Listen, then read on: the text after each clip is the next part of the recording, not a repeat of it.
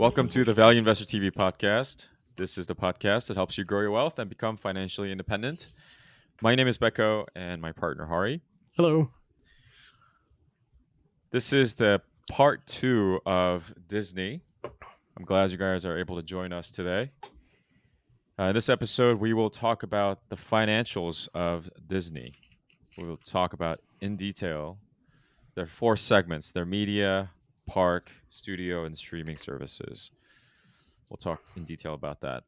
If you haven't checked out our part 1, where we go into detail about their competitive advantage and why they have a pretty solid competitive advantage and what those are, what kind of competitive advantage they have, please check out our part 1 to learn more about that. In this episode, as I mentioned, we will dig into the financials. All right. Before we begin, please, Ari, give us the quick disclaimer.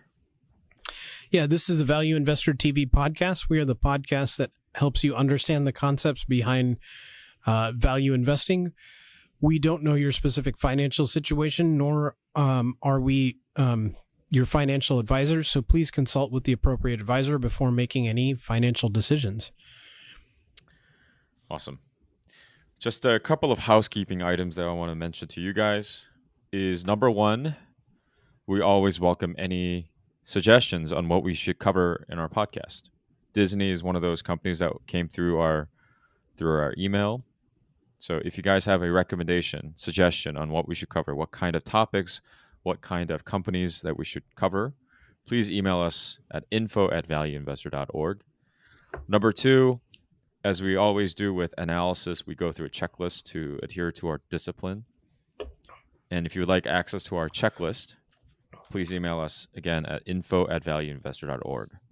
And just lastly, we have a Slack channel where we open up to the community to join and talk to us directly. So if you like access to our Slack community, also email us at info@valueinvestor.org. Okay, let's get started, Hari. So the financials. How should we do this? Should we go down the checklist, at least the top 3 questions?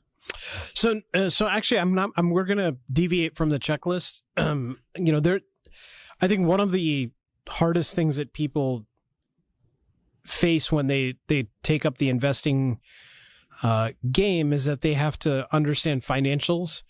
And, if you're not coming from a math-oriented background, you may think that financials, accounting, things like that are very complicated. And, there's no doubt that they can get very complicated. But, I wanted to focus more on the financial aspects of Disney because, to be honest with you, this company, the spoiler alert here is that they're very expensive for what they do. And, it's a $200 billion company and, they generate about $10 billion in cash flow. So, it ain't cheap and they're not growing fast enough to make it worth your while. So rather than waste time on this aspect of it, I wanted to actually delve, to make this educationally interesting for people, is to kind of talk about the income statement and kind of combine that with the moat. And, and looking at these various lines of business so that we can start thinking about the future, right? So why is this so important? Well, we haven't done this before on the podcast, but, when we look at a business and we're trying to forecast what things are going to look like, Disney almost operates into 4 different separate companies, right? And these operating segments are things that we covered in the previous episode, which are the media business, which covers their TV and channel, TV, cable networks, things like that. Their parks and entertainment business. And then the last 2 are the studio, movie distribution, and then their direct-to-consumer and international business line. So Disney actually does a really good job. And if you're learning or having a lot of trouble understanding the financials, a good place to start is sometimes a big corporation can actually be easier to understand, especially if you're familiar with their business, right? So Disney is not a very complex business in and of itself. It's their scope that makes them complex, right? Because they operate in so many different areas. But I wanted to actually go through the income statement and then go through the breakdown of the income statement so that you can kind of see how these things piece together, right? And my goal for this is not so much that, you can just kind of understand how operating leverage works, right? Because this is a big component of understanding you invest in something and then you expect future returns from that investment. And then when you look at a business that's starting to slowly fail, which is their media networks business, you're doing the reverse, right? They're operating deleveraging at this point, right? So their media network business is very, very profitable, but in the future, as they start losing subscribers, they can't just raise prices to kind of offset it. And eventually there will be a tipping point at which point it's no longer making as much money, right? And that could come very quickly, right? So as a shareholder of a potential business, you have to start being able to understand how that looks.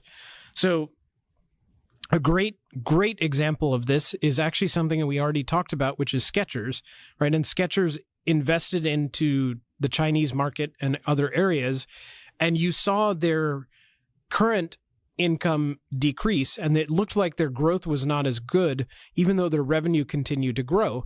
And people were saying, well, it's low margin growth and so forth. But if you actually understood what was going on in the business, they were spending a lot of money to ramp up in areas that were super popular, like China, and Southeast Asia and so on. So Disney is actually going in the reverse direction. They bought all these media networks. They have a lot of interesting markets that have kind of expanded. They just bought Fox. are integrating Fox. But the media side of the house, which generates about a third of their revenue, is going to slowly decline as people cut the cord. It won't ever go to zero, but it'll never, it's probably going to peak at some point if it hasn't already. So let me start with this, to look at the, because Disney is still a very large corporation. But I want to kind of walk you through this. This is not a growing business as some people think. And when you make movies, it's kind of a, crapshoot how much money you're going to make. Now, Disney is pretty good about, making that stable, but, they released a bunch of Marvel movies. They all made a lot of money. And then the subsequent years, they may not make as much because they don't have these blockbusters that are coming out. And so learning that and seeing this lumpiness to their business, where they have parts that are lumpy and that parts that are not, it's kind of an interesting picture to kind of help you understand, one, you should never be using year-to-year changes. You should be looking at them as averages, right? And that kind of illustrates a lot of this when you go through it. So Becco, does that sound good to you? You understand what I'm going for here? Yeah. Let me just try to summarize that really quick for our listeners here. So again, we're kind of taking an unconventional route here, but basically, we want to look at 4 businesses, right? And especially, we want to kind of give a lot of attention to the dying one, kind of the one that is kind of needs to be phased out a little bit in a very skillful way, which is the media business. And we probably are seeing already the effects of it happening.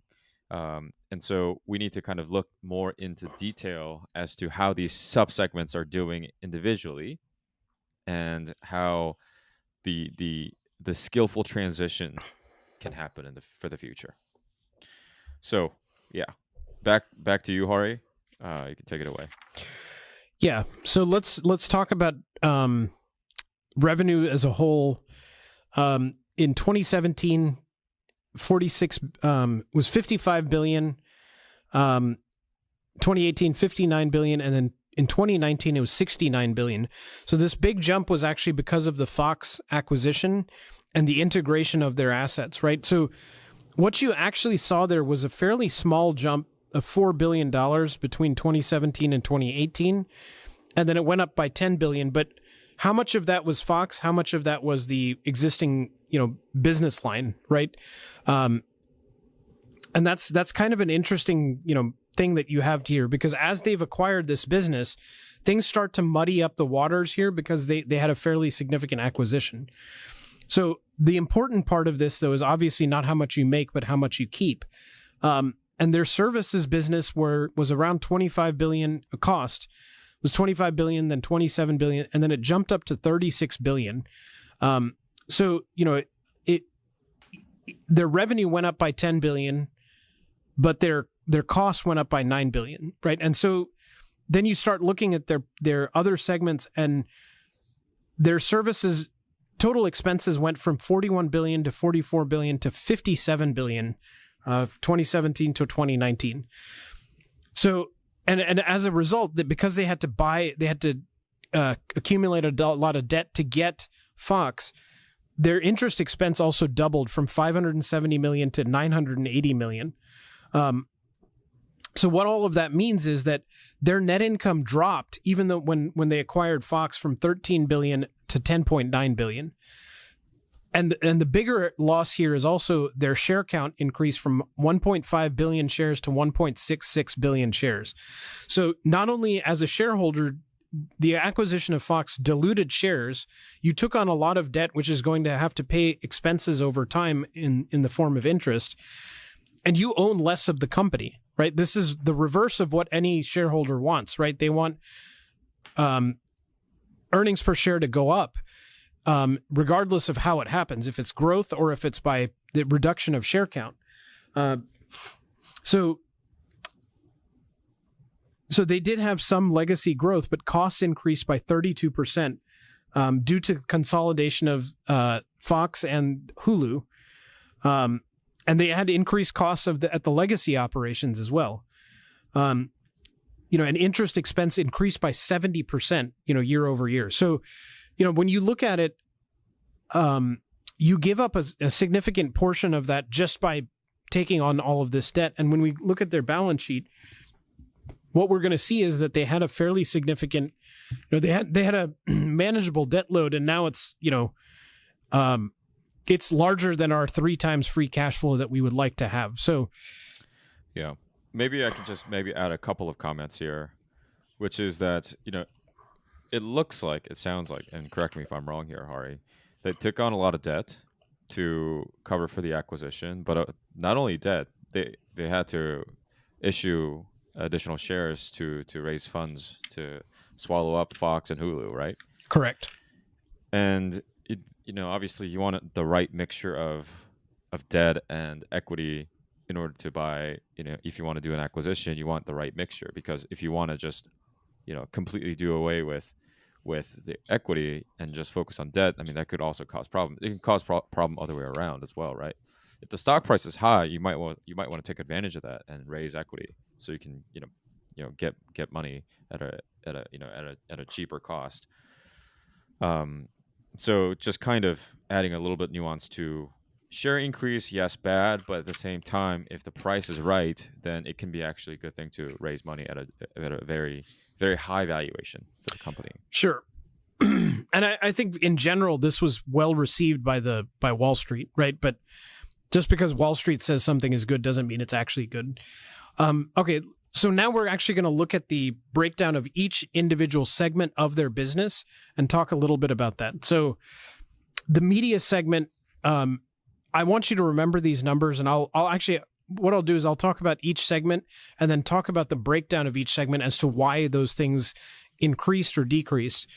So in 2017, $21.2 billion in the media segment, 21.9 in 2018, and then 24.8 in 2019. Now that sounds like it's growing, right? But remember, they acquired Fox. Their subscriber loss was negative 2.5% in loss in fees, but they decreased the number of members by 9%. So they had a subscriber loss of 9%, but by increasing the cost, the price that they charged, they were able to offset it by, only a negative 2.5% loss. So, I mean, you've probably seen it if you have a cable bill. Cable bill went up, even though the cable, you didn't do anything. They didn't add any services. You're just paying more now. And, most of the increase came in affiliate fees, was $1.5 billion. Only $400 million increase in ads. So what we're seeing is they're charging more for the ads across a larger spectrum of things. But really they have more places to show those ads. So I don't think on a per ad basis, I think they're actually about flat. And then, streaming and TV fees went up, by $1 billion. So, but again, a lot of that is due to Fox. All right. So we're going to go look at the theme parks because I think this is going to be, a good contrast in their model. So admissions at theme parks went up from 7.1 billion to 7.5 billion. Merchandising and food went up from 5.6 to 5.9. Vacation resorts went up from 5.9 to 6.2. Merchandising 4.2 to 4.5. Parks and leasing went up from 1.6 to 1.9. So totaling up 24.7 billion to 26.2 billion. So this is a $69 billion total revenue. The parks segment is now their largest business unit. But here is really the interesting thing about this to me is their operating expense to run the parks, this segment of the business, is $14 billion. So $26.2 billion, $14 billion in expenses. So if you look at that, the park admission and the food is about $13.5 billion, right? So they essentially bring people to the park, sell them food, and the only way that they're actually making money off of it is actually the resort and the vacation, right? So they're basically running it at a break even At cost. Yeah, and then they bring you in, and as long as you stay in the hotel and buy merchandise, that's how they make money, right? So it is a very interesting kind of setup, right? Is that where are they making their money here? Well, they're making their money by getting you to the park. And then once you're at the park, well, you're not going to not spend money. You have no other place to buy food and things like that. So you end up spending, it's easier if you stay at the hotel. So they incentivize people to stay at their hotels. And then they incentivize them to buy food because it's just more, you're on vacation. It's much nicer to buy it there, right? So, but the other component of this is their depreciation is very high, as you would expect. This is a very heavy asset business, right? So the operating expenses was 14 billion, and then they have SG&A of 3 billion. So their operating income, they've spent essentially $20 billion in expenses to get you $6.7 billion in operating income, is essentially what this all boils down to. So, it's not a super high margin business in that sense because they have a lot of employees. They have a lot of people that have to, make this all work. Right. But as we were talking about, if we were the CEO of Disney, right, the streaming services, all of this stuff is essentially to get people to come to the park so that they can spend money at the park. And that's when they have high margin, the merchandising and things like that is where they're really making their money. Interesting.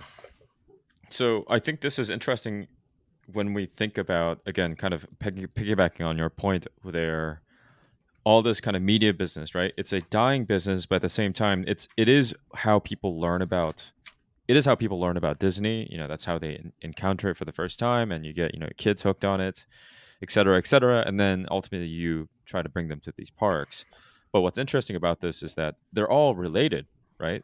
They all kind of related. They all need to be, they're all part of this, Disney ecosystem, if you will. And what's interesting about that is you need the funnel to point to the park, right? You need all these funnel to be pointing to the park, yet at the same time, the media business is slowly decaying away. So at some point, they need to be replacing that exposure to the customer with new technology, like such as streaming.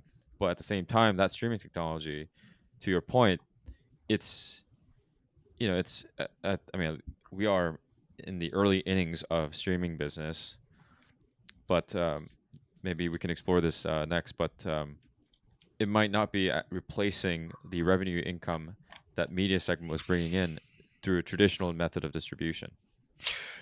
Yeah, right. And I think the I want to be clear that the media business, from an operating standpoint, is still more profitable than the parks, right? But that may not hold true in the future. And, the parks brought in $1.3 billion increase from 2017 to 2019.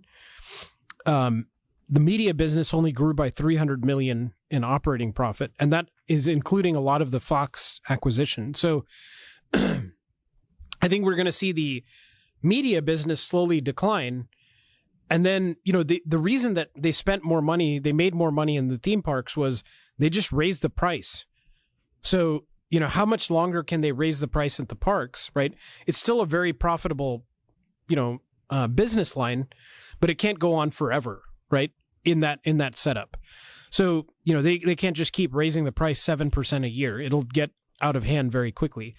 But I do think that this is an interesting setup, right? That we've kind of talked about here, is that, we're now trying to manage this business and trying to project where things are going to move, right? And how much of this Disney Plus, ESPN Plus, Hulu Plus streaming model is going to kind of fit into this. It remains to be seen.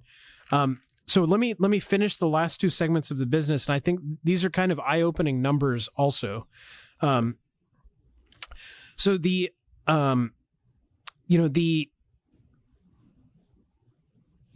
segments of the studio business, generated $10 billion in 2018 and $11.1 billion in 2019. And this was broken down into three areas: theatrical release, home entertainment, and TV streaming on demand, right? So the theatrical release went from $4.3 billion to $4.7 billion. So that included some of the Fox assets coming out as well. Home entertainment went from $1.6 to $1.7 billion. So home entertainment, remember, is DVD and Blu-ray. So they're still making $1.7 billion off of plastic discs that they're selling to people, right? That's pretty amazing. Which is, people forget, that those things exist. But yes, the people are spending money on that stuff, right? And so this is also a part of their business that was very, very profitable, that streaming is going to eat into, right? They're cannibalizing their own business line, and Disney Plus doesn't generate this kind of revenue yet, right? So although they have a lot of people signed up, it's not there yet. And then TV streaming on demand is $4.1 to $4.6 billion. So it's still a fairly big chunk. But the interesting part of this, the studio business, that was kind of eye-opening, was their operating expenses and SG&A went up significantly. So even though they had $1 billion more in revenue, their operating income declined by $400 million from 2018 to 2019, from $3 billion to $2.6 billion. So this is kind of that lumpy business that we're talking about, right? That they're investing this year. They may be making movies this year that they release next year. They had a good year of 2018 with Avengers movies and things like that. And then those movies kind of go away, right? And, so they have a lumpy business segment here that, to be honest with you, was probably their best year ever in the history of the movie making business. And it still only generated $11 billion for them. As a $200 billion company, the $11 billion is only, 1/7 of their revenue, right? So their money is coming in from media networks and coming from the things that, in the parks. Mm-hmm. So operating income actually declined.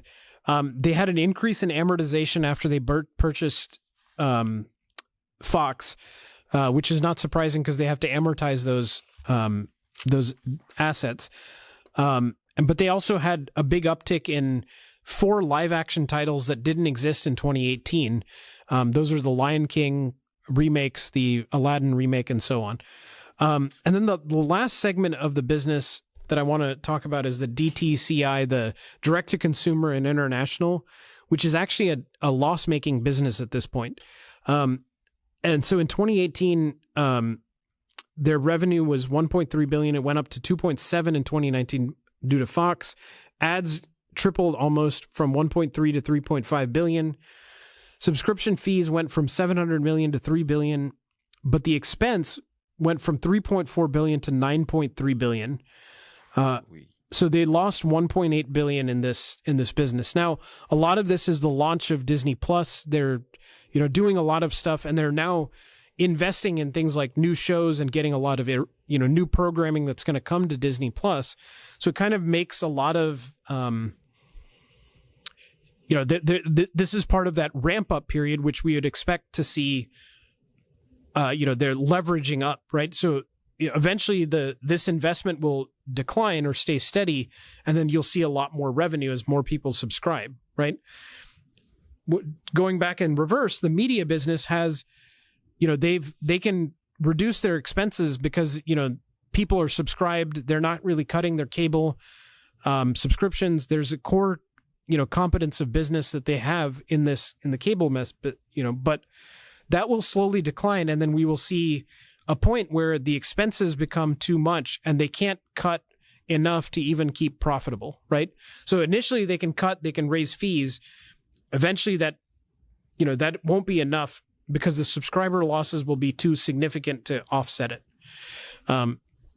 So the question is, can they ramp up fast enough into the Disney Plus side of the house to make it worthwhile? Yeah. I think it's interesting. The streaming business is interesting. It's just beginning. When did they start reporting on the segment, Hari? So they've only put it in the subscription fees section, which is $3 billion. But remember, that also includes Hulu. And it's including ESPN and Disney Plus. And I want to say that Disney Plus, they were booking revenue last year also, so that some of that is included in this number. But I think we'll see this number become a lot bigger. But I think we're also going to see, we haven't even talked about the parks were basically shut down for 2 months. So there's going to be a huge loss of revenue there. And actually, we'll see this when we talk about the balance sheet here in just a minute, that Disney had to go and get out a loan, right, in order to basically cover expenses. And, so there's a lot of things that are coming on with this business that I'm going to be interested to see going forward, right? We're going to see a different model, because of COVID. I think people are going to come back. I'm not worried about the long-term impact of it. But what I am worried about from the Disney standpoint is what is going to happen to this business with the media business, right? As that slowly declines, I don't know that Disney Plus is going to be enough to offset it, right? Because you had people paying for cable that weren't even watching your stuff, and you were getting a lot of money off of them. So now what happens? So yeah, it's interesting. Maybe I just want to bring up a couple of interesting kind of related concepts that I've been reading about recently from Clay Christensen. He wrote about the innovator's dilemma and kind of the S curve and all these things. But a couple of things that I want to bring out here, which is the value network. He talks about value network extensively in his book. And effectively what that is when you have a new innovation, disruptive innovation coming in, you have to, in order for it to be effective, you have to have this entire value network in play. You can't have a streaming business fit into the existing paradigm of cable companies. It's a whole new way of distribution and the whole new way of delivering content. Therefore, you need a new value network to support this. And that starts off with like different cost structure.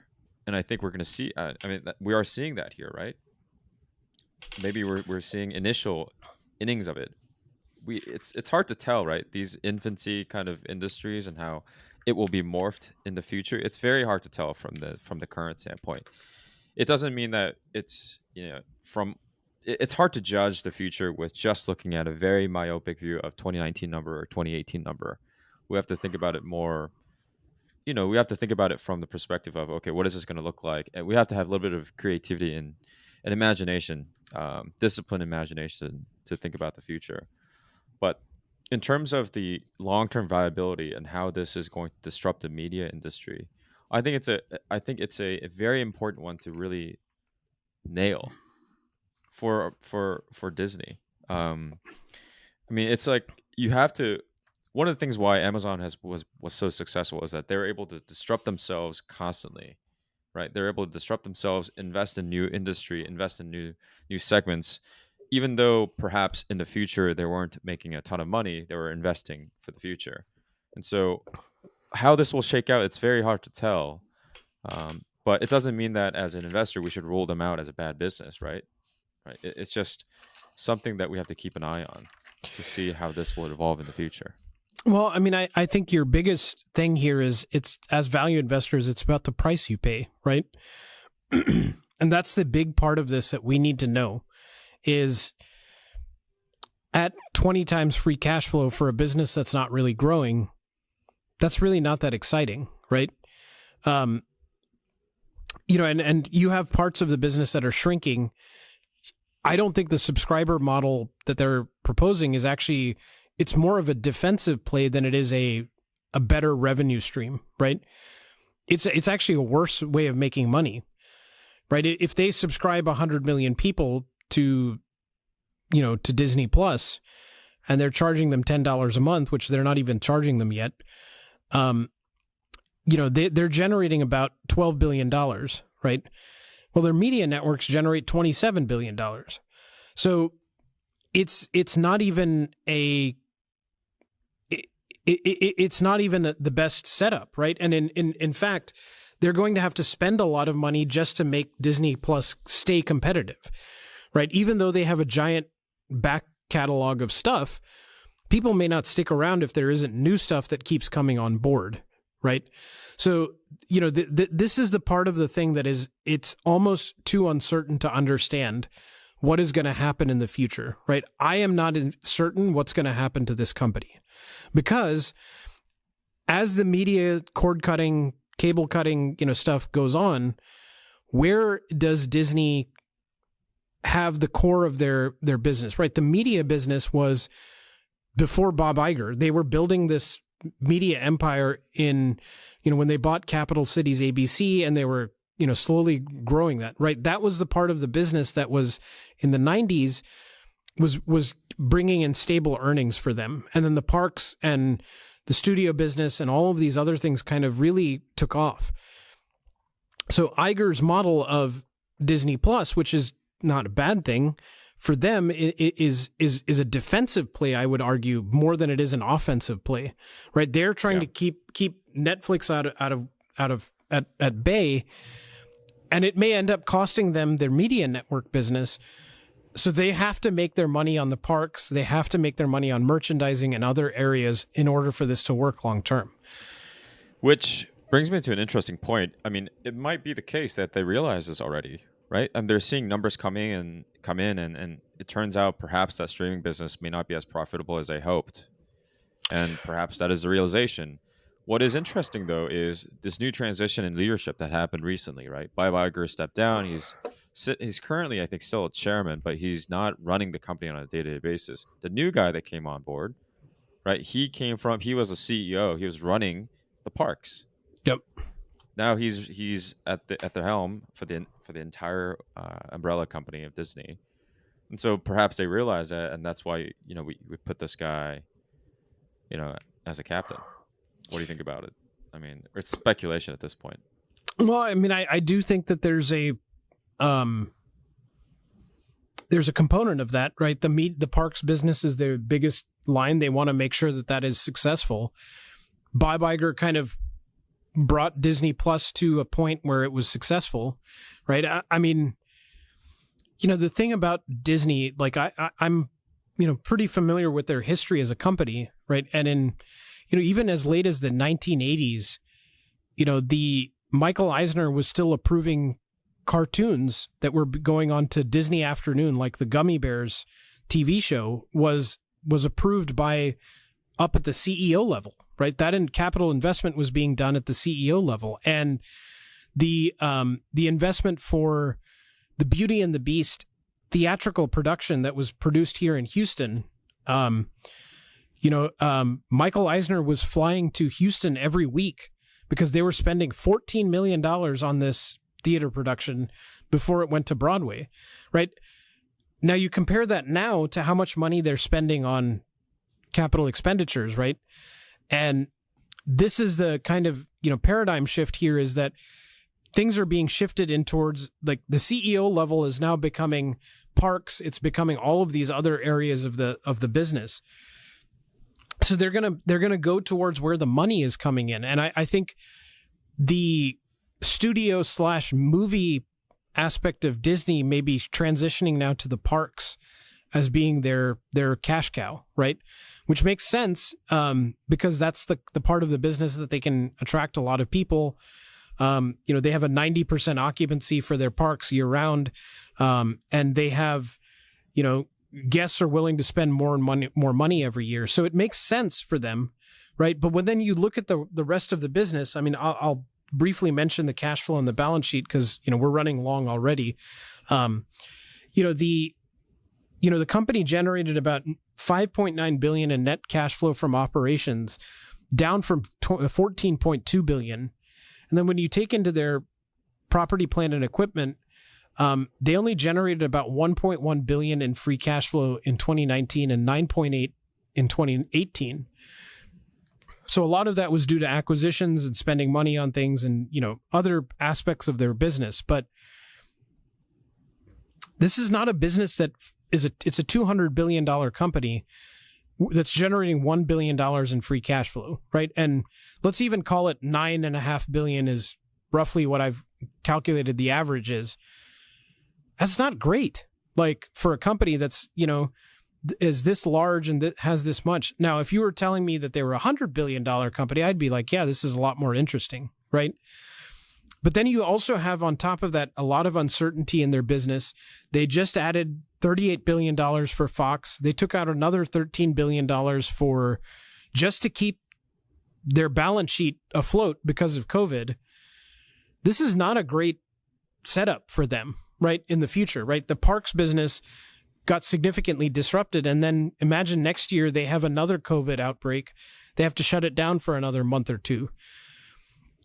Where does this lead for a company like this? Now, just because they have a great business and they have a very profitable setup doesn't mean that they can last through anything, right? A significant shutdown of the parks could mean, let's not forget that theatrical distribution basically shut down. The COVID was basically a killer for everything except their streaming business, right? The media networks too were, that's a dying industry anyway. So it's hard to tell, if it was a good thing or a bad thing for them. But, the ad supported affiliate fees, revenue model is changing. This is a completely new business in many regards, right? So trying to do a discounted free cash flow to say what this is look like in the future is very, very hard for me, right? I don't know. Yeah. Just to harp on that, I mean, one of the requirements to do free cash flow analysis is that you're able to project out to the future what the cash flow is going to be, and you discount that back. If that is hard to do or impossible to do with reasonable confidence, then you shouldn't do it because it's going to be wrong anyway, right? Yeah. Even with relatively accurate, modest assumptions, people get it wrong all the time. Like with uncertain businesses like streaming business and the dying media business and the parks uncertainty near term, it's going to be very difficult, like you said. That makes sense. Yeah, I just can't get around the fact that, like, streaming business, like what is that going to look like? I mean, we're seeing not great numbers right now, and to your point, it might be a completely different business. Like the cost structure might be completely different. Like it could be a completely different business altogether, right? In the future, and yeah. Well, it's hard to kind of. I mean, I think just to wrap this up, because I think we've gone on pretty long about this. I don't know, 5 years ago, if you asked me about Disney, I would say, the future looks really good. 5-6 years ago, they were trading it like you could have bought them for $20 a share, or like 7 or 8 years ago, you could have.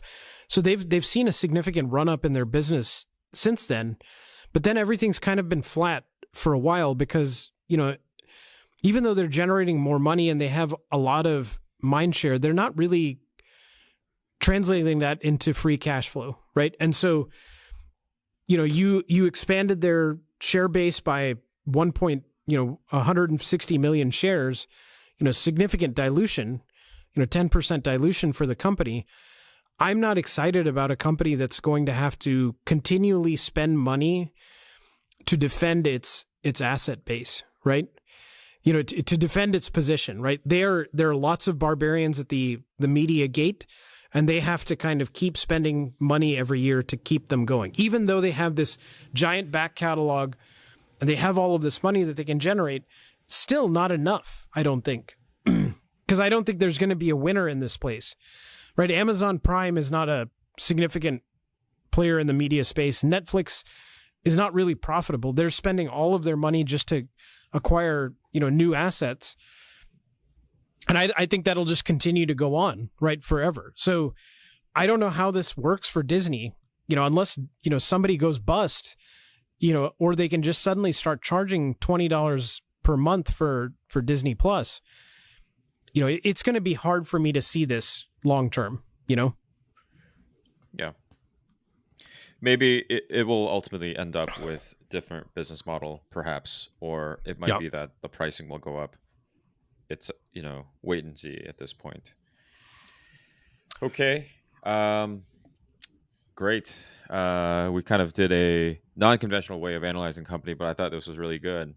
Really interesting way to look at it, Hari. So I thought it was good. Awesome. Well, we kind of ran a little bit longer than usual. Thank you guys for sticking through all the way to the end. Hope you guys enjoy the episode.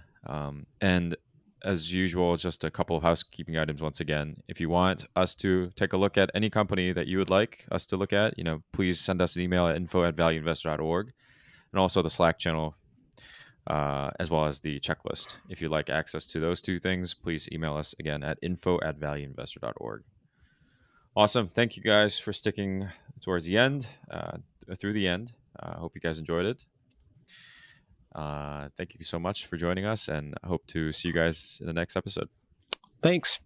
Thank you.